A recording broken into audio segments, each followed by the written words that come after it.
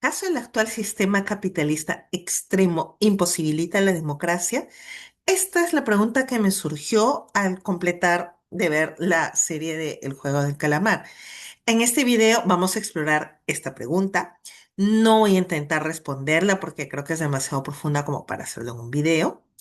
Y por otro lado, si les preocupan los spoilers, acá no habrán spoilers de la tercera temporada. Sí va a ser bueno que hayan visto la segunda y si ya se vieron la última, entenderán mejor alguna que otra referencia. Paréntesis. Antes de empezar, señalar que hablaré de capitalismo a secas, a veces lo voy a adjetivar como salvaje u otro, pero voy a tratar de evitar deliberadamente usar el término neoliberal para evitar sesgos. Ahora, si te apetece, si te sientes más cómodo con este último término, yo digo capitalismo y tú en tu cabeza traduces neoliberal, ¿ok? Como seguro ya sabes, si estás acá, el juego del calamar trata de una especie de reality donde reclutan a personas con deudas imposibles de pagar, a veces ludópatas, o con problemas de salud, de inmigración forzada o de transición de género, como para ir mencionando algunos de los personajes principales que ustedes ya van ubicando. Y toda esta especie de reality es para divertimento de un grupo de poderosos, adinerados y aburridos que son los VIP. La particularidad del juego es que quienes pierden, en realidad lo que pierden es la vida y solamente hay un ganador que se lleva un dineral, pero en el camino literal mueren cientos de personas, ¿no? En cada edición hay más de 300 participantes. Esta premisa general de los juegos es una metáfora de nuestra sociedad y también del discurso capitalista, de cómo tú estás tratando de salir adelante porque te dicen que tienes una chance y que todas las personas tienen la misma chance de lograr el éxito. Pero al final no es verdad.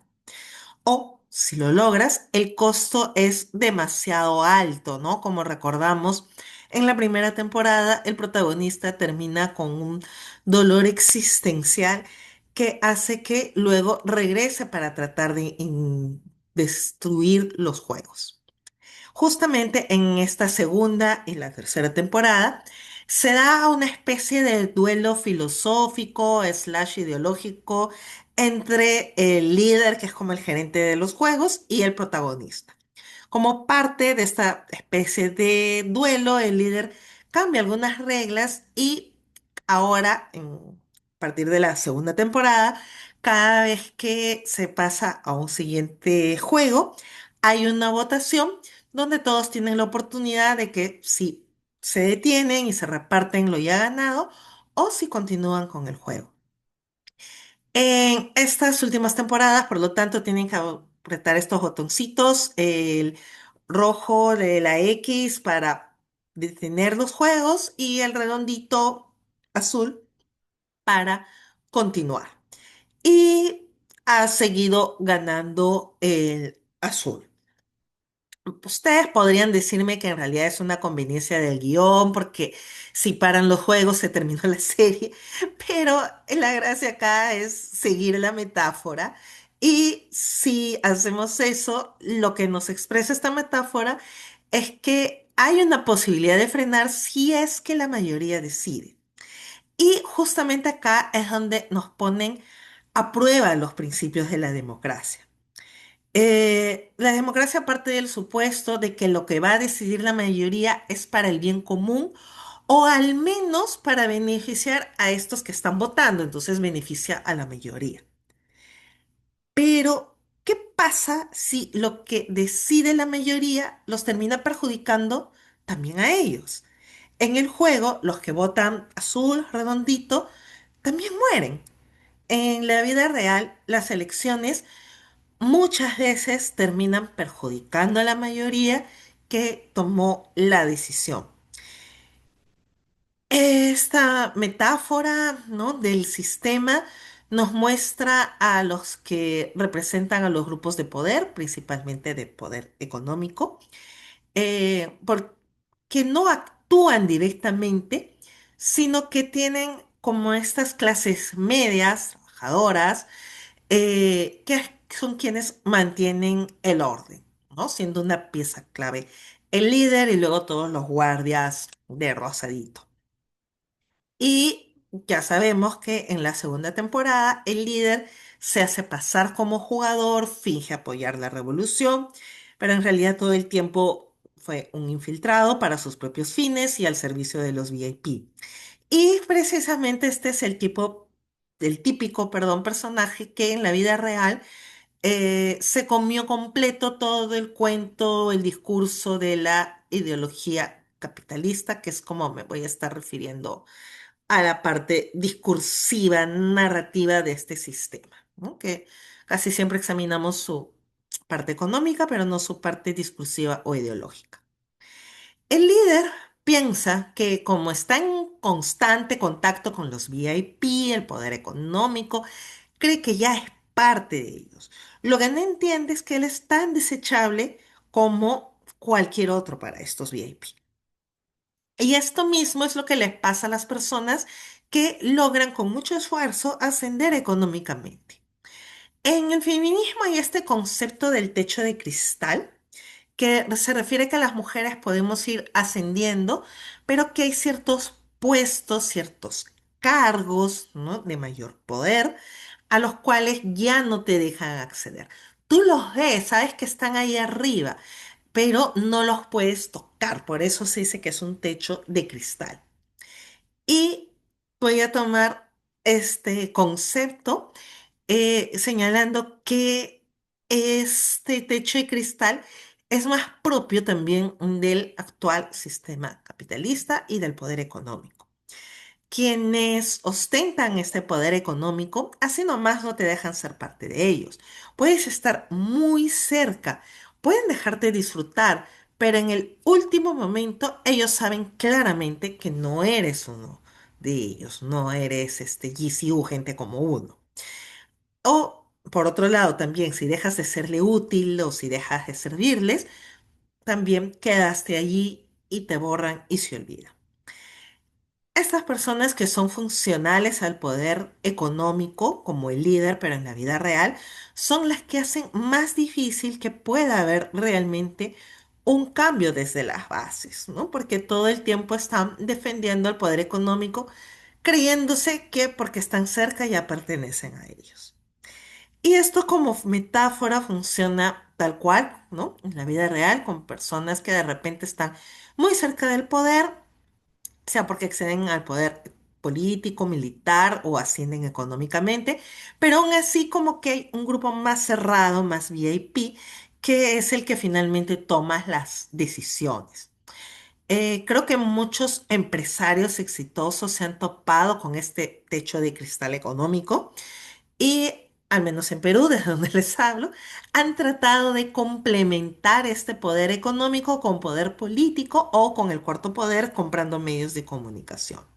Me encantaría si en los comentarios, si vienen de otros países, me comenten si creen que esto pasa parecido o igual o nada que ver donde ustedes viven.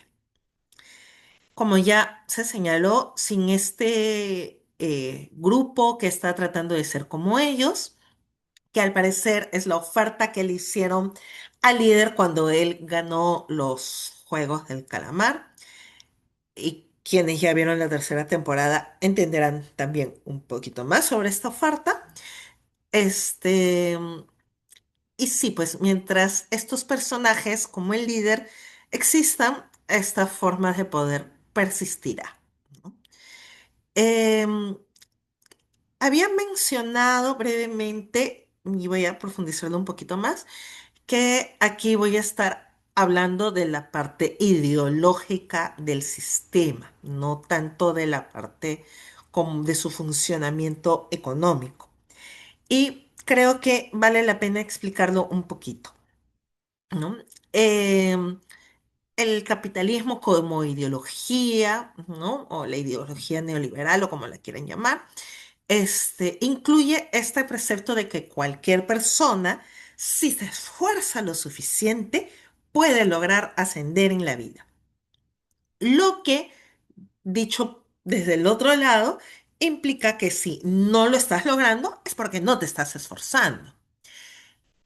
Cargando de esta manera a las personas empobrecidas la responsabilidad de su propia situación económica, dejando por fuera una serie de condiciones históricas, sociales, de falta de oportunidades, de falta de servicios o servicios educativos y de salud de mala calidad y de una acumulación de la riqueza por parte de otros que en sí son las verdaderas causas de la pobreza. Algo que apoya mucho a esta ideología de que si tú te esfuerzas lo vas a lograr, está basado en un error de lógica que es también conocido como la falacia del superviviente. ¿Esto qué significa? Que en vez de enfocarnos en las personas que la han pasado mal o que han fallecido o que no logran salir de su pobreza, que son la mayoría, eh, nos enfocamos en los que sí han logrado sobrevivir, ¿no? Nos fijamos solamente en los casos exitosos sin tener en cuenta los fracasos, que son los mayoritarios. Recuerdo justo al respecto una frase de un expresidente peruano, Alejandro Toledo, que viene de una zona rural muy empobrecida en la sierra norte del país y que logró una beca en Estados Unidos. Y decía, yo soy un error estadístico. Paréntesis de nuevo, sí, ya sé que Toledo está ahorita en la cárcel por corrupción, pero no voy a hablar de eso ahorita, otro día. Lo que quiero es coger esta frase, ¿no? Soy un error estadístico. ¿Qué significa? Que estadísticamente él debió haber seguido en condición de pobreza en la misma en la que nació. Eso es lo que dicen las estadísticas de lo que pasa con las personas que nacen en un contexto empobrecido. Que él haya salido de eso está dentro de de lo que es el margen de error estadístico. O sea, siempre la estadística te va a decir que el noventa y tantos por ciento permanece en situación de pobreza y un margen de 2, 3, 5% será el que no.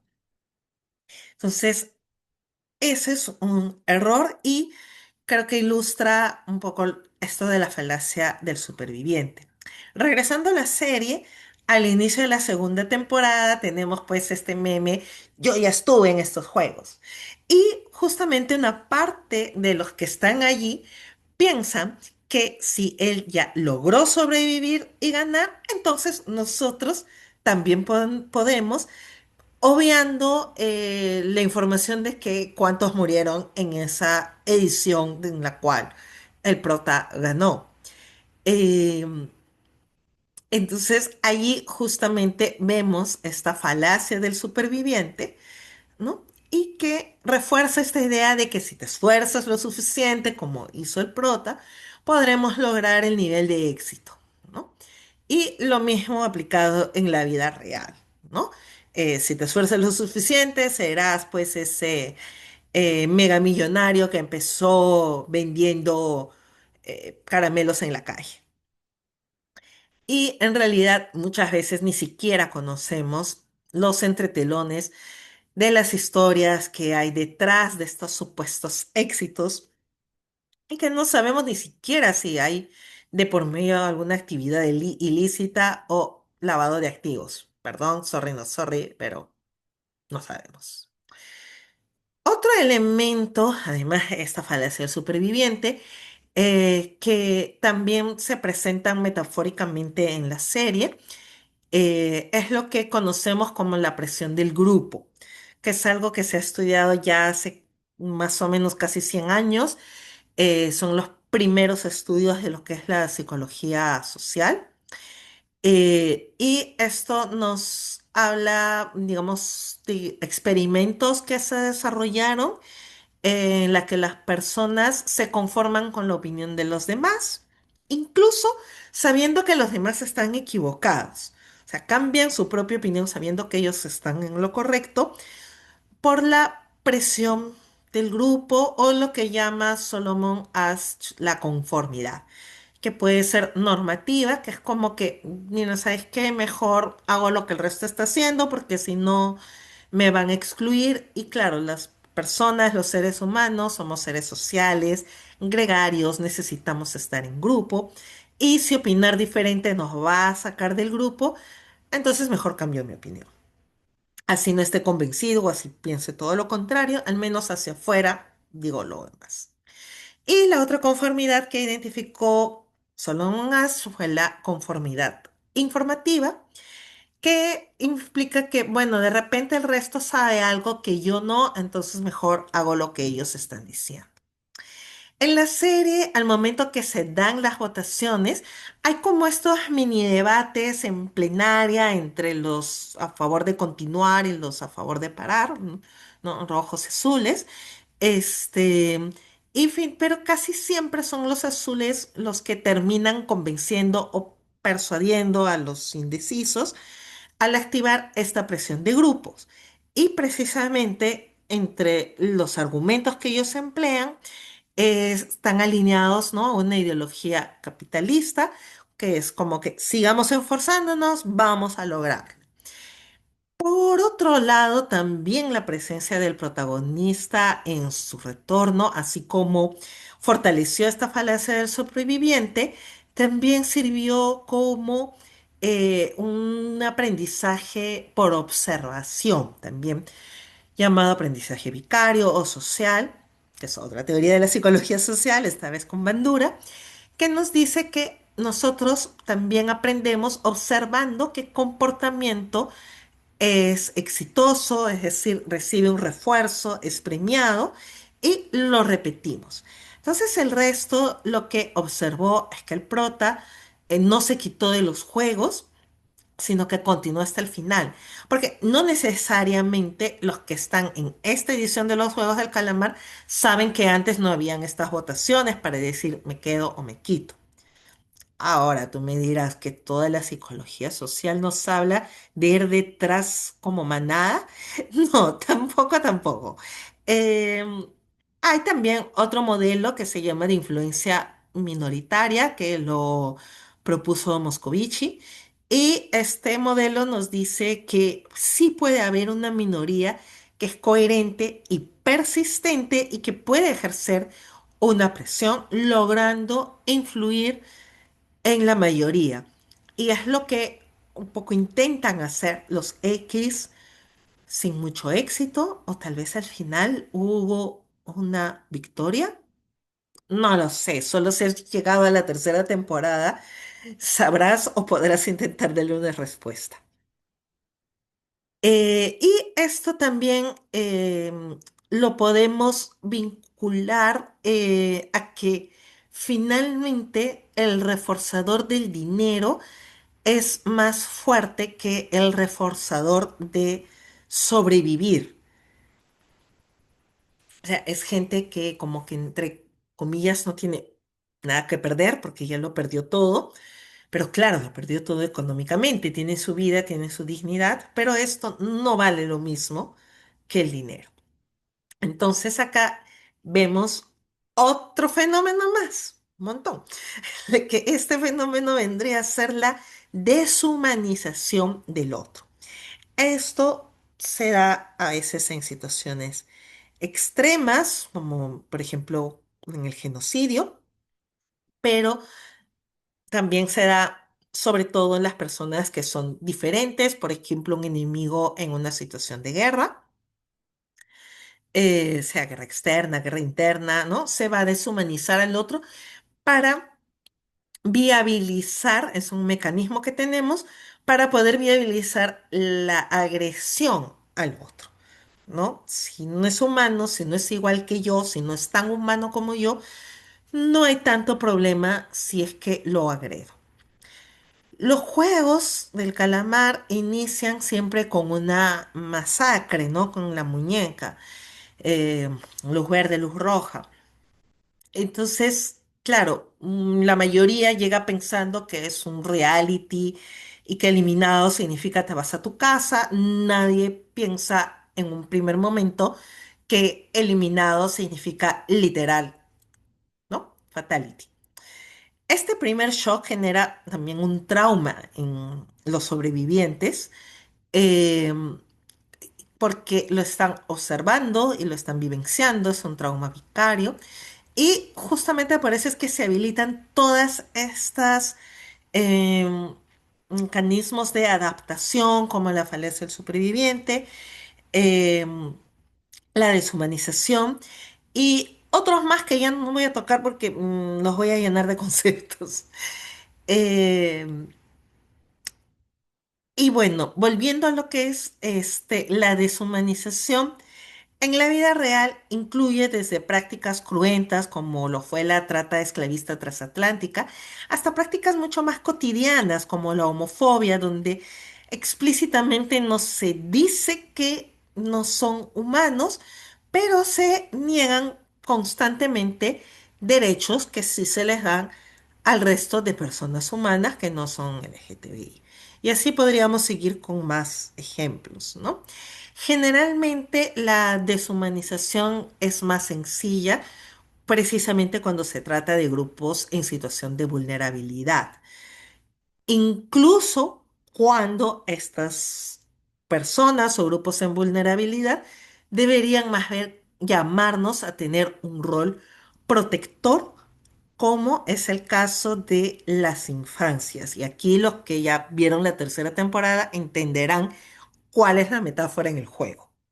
Y para quienes no lo han visto y de repente no les quedó claro, les traigo un ejemplo de este menosprecio que suele darse, por ejemplo, en las infancias empobrecidas, ¿no?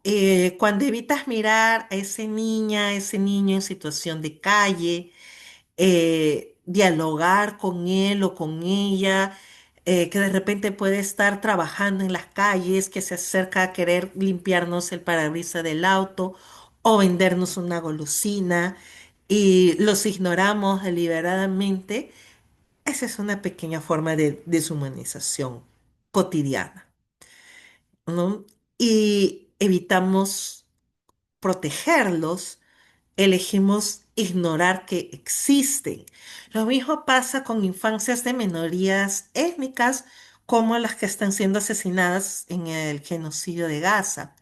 Hacemos como que, ay, no, sí, pues es daño colateral, qué penita, pero no nos conmovemos realmente porque precisamente eso es lo que hace el mecanismo de deshumanización, de deshumanizar al otro, ¿sí? El problema está en que toda esta narrativa, todo este discurso ideológico capitalista nos ha permeado al punto de pensar que te puede salvar a ti y eso inmoviliza las acciones orientadas hacia el cambio, ¿no? Y a poder desmontar estos mecanismos de supervivencia que en cambio se alinean con la ideología capitalista. Ahora sí, retorno a la pregunta inicial. ¿Es posible la democracia en este contexto? Como ya señalamos, la democracia espera que todas las personas tomen su decisión pensando en el bien común o al menos que cada uno sepa lo que le conviene y por lo tanto la suma de estas conveniencias hace un bien común. Pero ¿qué pasa si se vota por lo que yo creo que me va a convenir a mí, sin importar si esto termina perjudicando a los demás e incluso perjudicándome a mí misma? O sea, ¿qué es lo que pasa en el juego con los que votan constantemente por el cero, el azulito? O sea, ¿cuántos que votaron azul en los Juegos del Calamar murieron en el juego inmediato siguiente? ¿O cuántos que votaron por el azulito lograron sobrevivir? Si viste el final, sabrás cuántos. Y hay otro ejemplo, ¿no? Por ejemplo, de esta pareja madre-hijo que están jugando. Él vota azul, me parece, luego se arrepiente. Lo mismo con la jugadora trans que cambió de opinión. Y esto nos muestra un poquito esta teoría de Moscovici, también el hecho de que intenten hacer una revolución es parte de esta minoría que busca incidir, ¿no? De hacer esta presión. Em, pero el éxito o no éxito, bueno, ya me lo dirás tú que terminaste de ver toda la serie. Eh, Ahora, en cuanto a los azulitos, ¿no? ¿Por qué es que votan así? Eh, da, parece que no saben realmente qué les conviene o están tan ideologizados por la ideología capitalista que los lleva a valorar más el dinero que la vida misma. Entonces, aquí encontramos que esta deshumanización no solo es respecto al otro, sino respecto a sí mismos. Nos deshumanizamos a nosotros mismos, valorando más la economía que nuestra vida y la dignidad. Y no necesitamos entrar al juego de calamar para hacerlo, lo hacemos cada vez que aceptamos una oferta laboral precarizada, eh, o incluso cuando sin darnos cuenta caemos en formas o modalidades de trata laboral o formas de esclavitud moderna. Claro que hay muchísimos otros factores que estoy dejando de lado que pueden tener con vínculo traumático. Mencioné lo del trauma cada vez que empieza esta edición de los Juegos de Calamar con la muñeca Muévete Lugo Verde. O el tema de las ludopatías. No sé, de repente puedo hacer algún otro video con estos temas, pero ahí sí ya tendría que ser con spoilers. Ya para ir finalizando, eh, retorno por última vez a la pregunta. ¿Realmente la democracia es el mejor sistema si es que hay una mayoría desinformada e ideologizada que va a votar por lo que cree que es para su propio bien individual, pero al final no solo perjudica al resto, sino también se perjudican a sí mismos? Y ojo, con esto no quiero decir eliminemos el voto universal, porque ya los estoy leyendo, estoy escuchando su cabeza, lo que están pensando. No. Eso no va a funcionar y lo sabemos porque, por ejemplo, en Estados Unidos existe el voto facultativo. ¿Y qué es lo que pasa? Llenan buses para que las personas vayan y voten como borregos, o hay otras formas de manipulación y por eso tienen a Trump como presidente. Así que no, el voto facultativo no es la respuesta para evitar un voto ideologizado que me perjudica a mí y al resto. Como les dije al inicio, no tengo una respuesta clara a la pregunta, pero tengo la pregunta. Y a veces es importante tener la pregunta.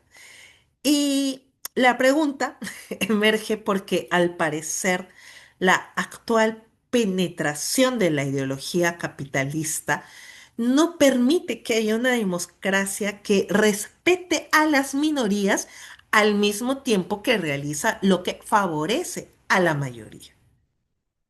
Todo lo contrario, ¿cierto? Por eso este ideal democrático parece no ser compatible con la actual prevalencia del pensamiento, ideología capitalista, neoliberal, como lo quieran llamar. Capitalismo extremo, salvaje. Ya, no me voy a pelear con el término, ya les dije. Solo quiero quedarme con la reflexión. Entonces, ¿ahora qué? ¿Hacia qué modelo vamos? No lo sé. Ya les dije que no tenía respuestas, solo preguntas. De repente tú tienes una respuesta, me la dejas en comentarios y de repente buscas por allí algún otro video mío que tenga una conclusión más clara que este. Nos vemos.